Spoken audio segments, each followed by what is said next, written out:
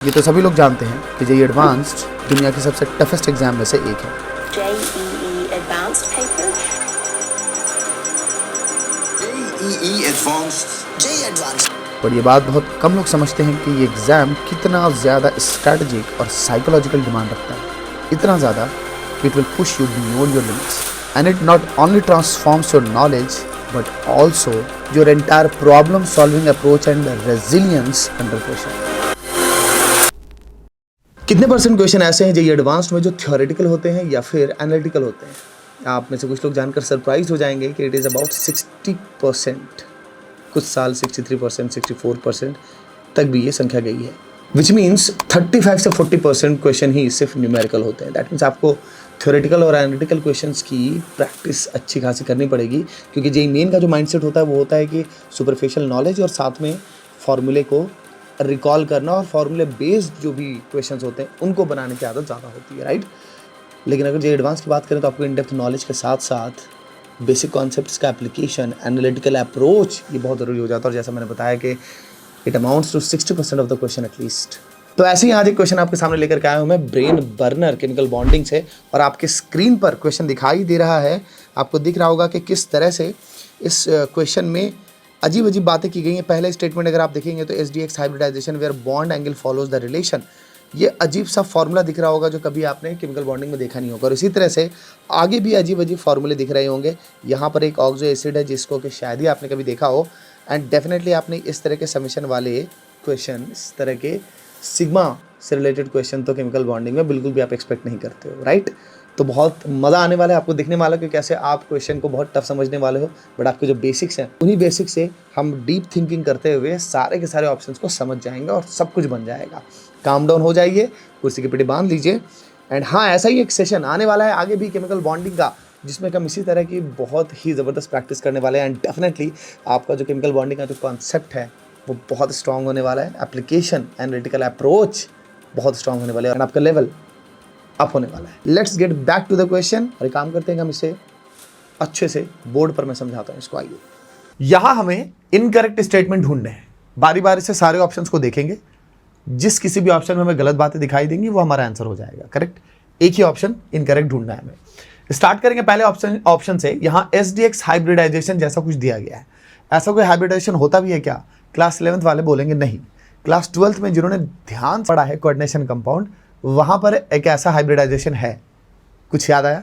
SD3 hybridisation, D3S जिसे बोलते हैं, और ये स्पेशली क्रोमियम और मैग्नीज के केस में डिस्कस होता है। वैसे जितने भी D ब्लॉक वाले हैं उनका वैलेंस शेल इलेक्ट्रॉनिक कन्फिग्रेशन आपको पता है, -1D 1 से 10 और NS 1 से 2। दैट मीन्स कि D और S ही होते हैं जो कि वैलेंस शेल के रूप में पार्टिसिपेट करते हैं, प्रेजेंट होते हैं, करेक्ट। तो स्पेशली D ब्लॉक वालों के लिए हाइब्रिडाइजेशन में S और D as compare to P block वाले के लिए जो S और P हाइब्रिडाइजेशन होता है, sp2 sp3 sp4 कार्बन के लिए, नाइट्रोजन के लिए और दूसरे स्पीशीज के लिए, तो sp sp2 sp3 इस तरह के हाइब्रिडाइजेशन की जगह पर S और D इनका कॉम्बिनेशन आपको दिखाई देगा D ब्लॉक में। तो SDX hybridization where bond angle follows the relation, क्या हाइब्रिडाइजेशन बॉन्ड एंगल इनका भी कोई रिलेशन होता है? मैं कुछ पॉइंट्स दिखा देता हूं। वैसे आपको जो चीज़ें मैं दिखाने वाला हूं, जैसे मैंने अभी आपको एक बात बोली कि कोऑर्डिनेशन कंपाउंड में ऐसा कोई हाइब्रिडाइजेशन होता है, वो नहीं भी पता है, नहीं भी देखा है, फिर भी ये क्वेश्चन बनेगा। बट मैं पहले वो कॉन्सेप्ट्स दिखाता हूँ कि कैसे हाइब्रिडाइजेशन और बॉन्ड एंगल के कॉन्सेप्ट ऑलरेडी आप रिलेट कर सकते हैं। जैसे इन स्पेशीज़ की मैं बात कर रहा था कि क्रोमियम और मैग्नीज के ये कंपाउंड्स हैं जिसमें कि D3S हाइब्रिडाइजेशन होता है, टेट्राहेड्रल ज्योमेट्री यहाँ भी होती है, बट वो sp3 की वजह से नहीं होती है, वो SD3 या D3S की वजह से होती है। जहाँ पर कि अब SDX के फॉर्म में अगर आप इसको लिखेंगे तो इसकी वैल्यू 3 आ जाएगी, राइट। फिर अगर हम नॉर्मल P ब्लॉक वाले स्पीशीज़ की बातचीत करें, SP sp2 sp3 इन सब हाइब्रिडाइजेशन की बात करें, SP हाइब्रिडाइजेशन में परसेंटेज 50, S को फ्रैक्शन में आप हाफ लिख सकते हैं। अब S कैरेक्टर की वजह से बॉन्ड एंगल को रिलेट किया जा सकता है। ये फॉर्मूला ऐसा नहीं कि कोई नेसेसिटी है, क्योंकि ये अगर कभी भी ऑप्शन में अगर आ गया कि क्या इस फॉर्मूले से हम बॉन्ड एंगल को रिलेट कर सकते हैं, तो वो पुट एंड गेट करके आप भी निकाल सकते हैं। जैसे अगर आपने इसकी वैल्यू हाफ पुट की 50% इस कैरेक्टर के लिए, तो cos थीटा -1 आएगा, जिससे थीटा 180 डिग्री आ जाएगा। तो एक बड़ा कूल सा एक रिलेशन है जो कि आप दिखा सकते हैं। पता होना ज़रूरी नहीं है, बट अगर कभी क्वेश्चन में आया तो माइंड सेट ये रहना चाहिए कि अच्छा, मैं बॉन्ड एंगल को रिलेट कर सकता हूँ परसेंटेज इस कैरेक्टर के साथ, करेक्ट। तो यहाँ पर कोई एक्स्ट्राऑर्डिनरी, कोई अलग से बहुत नॉलेज की जरूरत नहीं है। बट दिस इज समथिंग कि हाँ रिलेट किया जा सकता है, correct. cos theta equal to minus half कब आएगा, जब एस इक्वल टू 1/3 आप पुट करेंगे इस फॉर्मूले में, 1/3 divide by minus 2/3 minus 1/2 theta equal to 120। वैसे ही आप 25% एस कैरेक्टर यानी कि sp3 हाइब्रिडाइजेशन के लिए भी निकाल सकते हैं, क्या आएगा 109.5 डिग्री आ जाएगा, जो कि रेगुलर टेट्राहेड्रल बॉन्ड एंगल होता है। तो cos थीटा का ये रिलेशन नॉर्मली इन हाइब्रिडाइजेशन के लिए किया जा सकता है, उसी तरह से हम इस रिलेशन को भी दिखा सकते हैं। हालांकि इसमें कई सारे अजम्पशंस हैं, बट हमें इससे मतलब नहीं है। देखिए कोई भी बच्चा जो बॉन्ड एंगल के इस कॉन्सेप्ट को नहीं जानता, जो इस पॉइंट को नहीं जानता कि ऐसे डी ब्लॉक के हाइब्रिडेशन को दिखाते हैं, स्टिल थोड़ा काम डाउन होकर के इसे अगर ध्यान से देखेंगे तो पता चलेगा कि बातें तो बहुत ही रिलेटेबल, बहुत ही मैथमेटिकल तरीके से हो रही है। वो पूछना ये चाह रहे हैं कि कोई ऐसा हाइब्रिडाइजेशन अगर इस तरह के स्पेशीज के लिए इमेजिन करने आपको दिया जाए तो क्या पॉसिबिलिटी है कि इस बॉन्ड एंगल के फॉर्मूले को यूज करके यहां तक पहुंच सकते हैं, कि इस मॉलिक्यूल में पॉसिबिलिटी है 90 डिग्री की। देखिए ऐसे सारे स्टेटमेंट पॉसिबिलिटी पर ही सही हो जाते हैं। अगर पॉसिबिलिटी है वो ऑप्शन सही होते हैं। इतने ज़्यादा एनालिटिकल कोई भी ऑप्शन आपको दिखाई दें, पहले समझ जाना चाहिए एडवांस के ऐसे सारे क्वेश्चन जो इस लेवल पर एनालिटिकल होते हैं उनके सही होने की उम्मीद होती है। तभी मैंने इसका शॉर्टकट भी कई बार बताया है बच्चों को, बड़े मज़े आते हैं सबको ये सुन करके कि जो सबसे बड़े ऑप्शंस दिखाई देते हैं ना ये एडवांस में, अक्सर वो सही होते हैं। सबसे बड़े ऑप्शंस वाले कई सारे ऐसे क्वेश्चन हैं जो इतिहास में पूछे गए हैं, जहाँ पर के बाकी स्टेटमेंट छोटे होते हैं और एक बहुत बड़ा सा स्टेटमेंट होता है, वो अक्सर सही होता है। अक्सर सही कि उसमें जो बातें लिखी होती है वो ट्रू होता है, बाकी आपको इनकरेक्ट या करेक्ट जो भी पूछा जाए। अब यहाँ पर देखिएगा ध्यान से, यहाँ पर हमें ये समझना है कि जो भी इंफॉर्मेशन दी गई है वो सारी की सारी फिट बैठ रही है, सही हो रही है। तो एक तो तरीका था, मैंने आपको बताया कि हाँ कोई बच्चा यहाँ से कनेक्ट कर सकता है, कोई इससे कनेक्ट कर सकता है कि हाँ यार बॉन्ड एंगल की बातें होती तो हैं ऐसी, लेकिन कुछ भी कनेक्ट नहीं हुआ। तो बड़े प्यार से आप ऐसे सोचिए कि SDX हाइब्रिडाइजेशन जैसा कुछ है, SX पता नहीं है, बट एक्सो3 को देख करके ये फील हो रहा है, एक्सो3 को देख करके ये फील हो रहा है कि 3 हाइब्रिड ऑर्बिटल की जरूरत है। जैसे sp2 होता है वैसे sd2 टाइप का ही कुछ होना चाहिए, क्योंकि मुझे 3 हाइब्रिड ऑर्बिटल की ही जरूरत दिखाई दे रही है। 3 हाइब्रिड ऑर्बिटल की ही जरूरत दिखाई दे रही है क्योंकि 3 ही सिग्मा बॉन्ड है, तो मुझे 3 हाइब्रिड ऑर्बिटल की जरूरत है। हाइब्रिडाइजेशन के sd2 होने की पूरी उम्मीद है। अब अगर ये फॉर्मूला जो गिवन है क्वेश्चन में, अगर मैं इसमें दिया गया जो एंगल है 90 डिग्री अगर पुट करूं तो मुझे पता चल रहा है कि मैं इस पूरे को इक्वल टू 0 करूंगा तो 1 - 2/x ये इक्वल टू 0 आएगा, जिस वजह से मुझे x की वैल्यू कितनी मिल जाएगी 2। अब जरा सोचिए x की value 2, that means SDX is actually SD2। तो कंफर्म हो गया ना कि सारी बातें सही बोली गई थी, क्योंकि यहां से भी मैं अगर स्ट्रक्चर से अगर अंदाज लेने की कोशिश कर रहा हूं तो SD2, और जो डेटा दिया गया है उससे भी सही है ऑप्शन। ऑप्शन ने इतना क्लियरली आपको बताया कि इतने सारे डेटा हैं, बस उनको कनेक्ट करके देखना था, कंफर्म। तो this is correct statement, right, true बोले, करेक्ट बोले। अगले ऑप्शन पर चलते हैं जो बहुत ही इंटरेस्टिंग होने वाला है। ये फॉर्मूला दिखाया गया है। अब अगर थोड़ा सा भी आपको आइडिया है ऑर्गेनिक इनऑर्गेनिक कहीं से भी, एक्सो3H एक ही जगह लिखा जाता है, सल्फोनिक एसिड के केस में।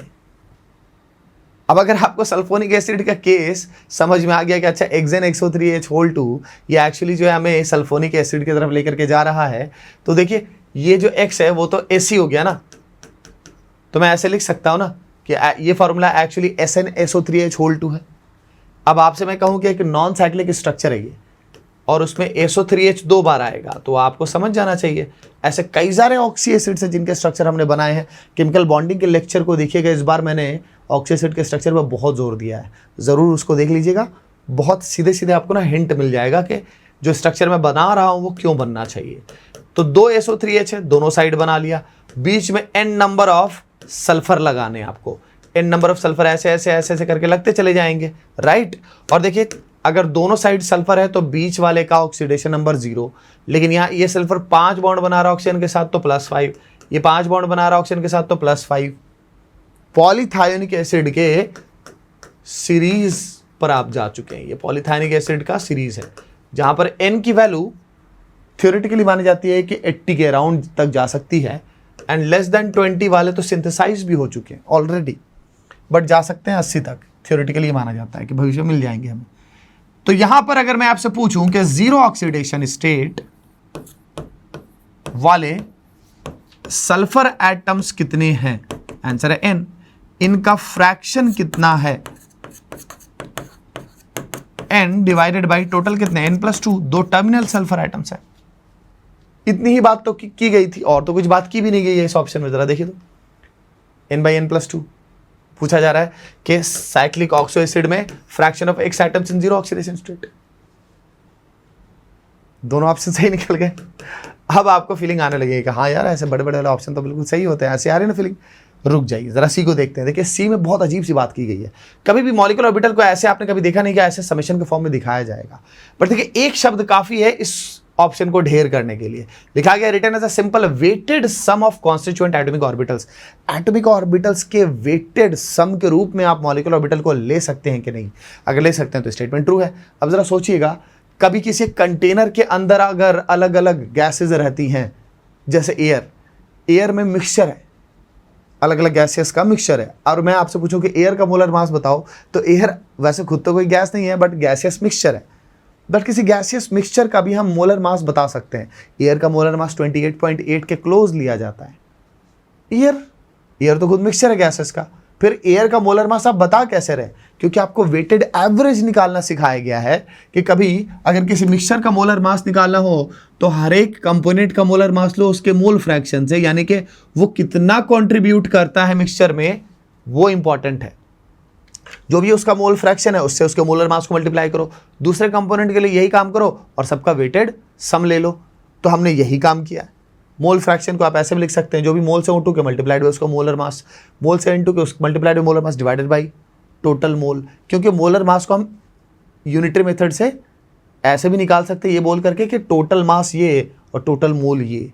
टोटल मास बटा टोटल मोल, दैट मीन्स कि 1 मोल का मास, यानी कि इस मिक्सचर में अगर 10 मोल रखे गए हैं और 10 मोल का मास जो भी आ जाए, हम 1 मोल का मास यूनिटरी मेथड से निकाल सकते हैं। टोटल मास को 10 से डिवाइड करके, टोटल मोल से डिवाइड करके, तो टोटल मास बटा टोटल मोल भी एवरेज वैल्यू दे देगा। कॉन्सेप्चुअली वेटेड एवरेज था। तो जहां कहीं पर भी एटॉमिक ऑर्बिटल का कॉम्बिनेशन, एटॉमिक ऑर्बिटल इसी तरह से किसी मॉलिक्यूल के अंदर atomic orbitals, atomic orbitals, atomic orbitals, atomic orbitals, अलग अलग एटम के एटॉमिक ऑर्बिटल्स भरे पड़े हुए हैं, तो मैं डेफिनेटली पूरे मॉलिक्यूल का अगर ऑर्बिटल लिखना चाहता हूं थियोरेटिकली, तो मैं क्या लिखूंगा? किस एटम के कितने एटॉमिक ऑर्बिटल है, किस एटम के कितने एटॉमिक ऑर्बिटल है, और हर एक एटॉमिक ऑर्बिटल का आपको क्या दिखाई दे रहा है कंट्रीब्यूशन। वेटेड सम ही हो गया ना। तो मॉलिक्यूलर ऑर्बिटल भी क्या हो गए? वेटेड सम ही हो गए। तभी आप देख रहे थे कि ऐसे करके लिखा हुआ है।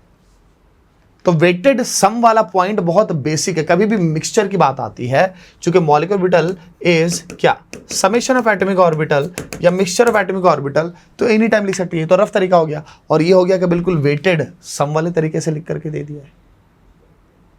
अब आपको आंसर तो पता चल ही चुका है कि अच्छा ठीक है ये भी सही हो गया, ये भी ट्रू हो गया, तो लास्ट वाला फॉल्स है। बट लास्ट वाला फॉल्स क्यों है देख लेते हैं। कुछ बच्चे ये सोच रहे होंगे कि लास्ट ही वाला पढ़ लेते, तो ये जरूरी थोड़ी ना है। And there is a very least probability कि आप इसको पढ़ेंगे।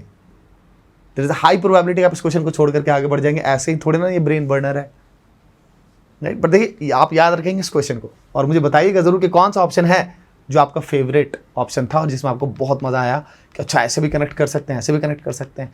लेट अस सी। देखिए डी ऑप्शन में पहले तो एक बात का ध्यान रखिए, डी ऑप्शन में बहुत एक्सप्लेन किया गया, बताया गया है कि एक्स जो है वो सेकंड पीरियड का आइटम है, उसके पास लोन पेयर है। उस ऑप्शन में ये बात बता ही रहे हैं इसीलिए क्योंकि आपको समझ में आए कि डायवैलेंट है, सेकंड पीरियड का है, लोन पेयर है, तो इशारा ऑक्सीजन की तरफ है। बट अगर आपको नहीं भी समझ में आया कि वो ऑक्सीजन है, फिर भी कॉन्सेप्चुअली देखिए आप क्या करेंगे। सिलिकॉन के पास वैकेंट ऑर्बिटल है, क्योंकि थर्ड पीरियड का आ गया, थर्ड पीरियड से डी ऑर्बिटल स्टार्टेड है, डी ऑर्बिटल वैकेंट है, राइट। वैकेंट डी ऑर्बिटल है, वैकेंट डी ऑर्बिटल है, राइट। तो बैक बॉन्डिंग के कंडीशन एकदम फेवरेबल है। सेकेंड पीरियड का एटम स्ट्रॉन्ग बैक बॉन्डिंग दे देगा, लोन पेयर है, लोन पेयर है, वैकेंट ऑर्बिटल है, स्ट्रॉन्ग बैक बॉन्डिंग, क्योंकि सेकेंड पीरियड अगर एक भी एटम सेकेंड पीरियड का है that mean significant back bonding है। दोनों एटम में से कोई भी सेकेंड पीरियड का नहीं है तो सिग्निफिकेंट नहीं है।